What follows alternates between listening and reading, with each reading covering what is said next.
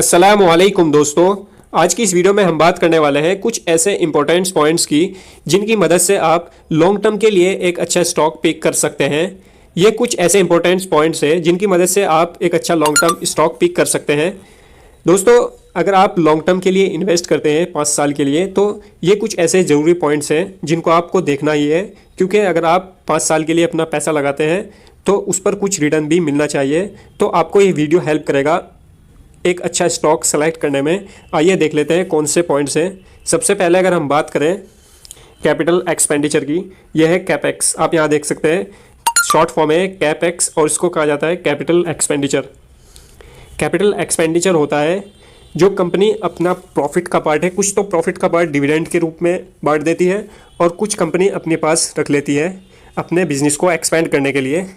इसमें अगर हम देखें, इसने 2024 में 650 करोड़ रुपए का इन्वेस्टमेंट किया था अपनी प्लांट एंड मशीनरी को मॉडर्नाइज करने के लिए, और 2025 में इसकी प्लानिंग है कि 800 करोड़ की न्यू फैक्ट्रीज ओपन करने में, जहां पर नीमाकुरु और हैदराबाद और इब्राहिमपट्टनम, यानी ये नए नए शहर में अपनी 4 फैक्ट्रियाँ और लगाएगी। ये कंपनी के लिए अच्छा माना जाता है, क्योंकि जो कंपनी का प्रॉफिट है उसको कंपनी अपने ग्रोथ में, अपने बिजनेस को एक्सपेंड करने में और अपने बिजनेस को ग्रो करने में लगा रही है।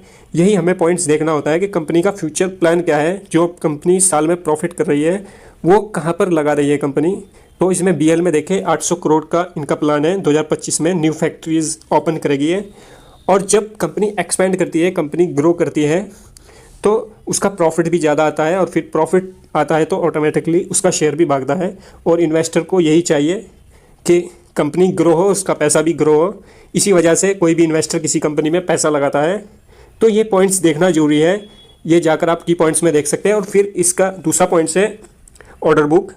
ऑर्डर बुक भी एक बार चेक कर ले। जैसे इसमें 76,705 करोड़ की ऑर्डर बुक है, यानी पहले से इसके पास इतने ऑर्डर है, इतने करोड़ रुपए के। क्योंकि कंपनी ज़बरदस्त कंपनी है बीएल भारत इलेक्ट्रॉनिक, और इसकी ऑर्डर बुक भी बहुत ही ज़बरदस्त है। और कुछ और पॉइंट्स देख लेते हैं। आरओई 20% से ज़्यादा होना चाहिए और आरओसी भी 20% से ज़्यादा। इस कंपनी के दोनों ही आरओई भी और आरओसी भी 20% से ज़्यादा है। दोस्तों, आरओई होता है रिटर्न ऑन इक्विटी, अपने शेयर होल्डर को कितना रिटर्न दिया एक साल में। इसने 26% दिया।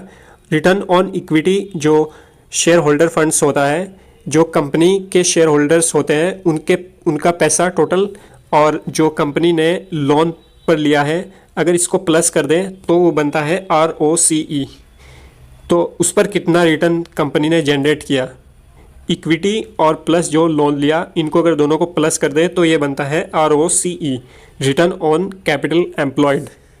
दोस्तों, और हमें देखना होता है कि इन्वेस्टर के किसका कितना इसमें स्टेक है, ये भी इम्पोर्टेंट होता है। प्रमोटर्स, जैसे आप देख सकते हैं, प्रमोटर्स का इसमें 51% है, ये 50% से ज़्यादा होना चाहिए। और एफआई और डीआईज का भी स्टेक होना चाहिए। जैसे इसमें एफआईज का 17% है और डीआईज का अप्रोक्सीमेटली 21% है, और पब्लिक की होल्डिंग काफ़ी कम है, इसमें 10%। ये पॉजिटिव माना जाता है, क्योंकि जो एफआई और डीआईज होते हैं उनकी रिसर्च एक आम रिटेल इन्वेस्टर से ज़्यादा होती है। तो वो ज़्यादा अच्छे से किसी भी कंपनी में ज़्यादा अच्छे से रिसर्च करते हैं पहले, और फिर ही अपना इन्वेस्टमेंट करते हैं। तो इसमें अगर आप देख सकते हैं, इसमें दोनों ही एफआई और डीआईज का अच्छा खासा स्टेक है।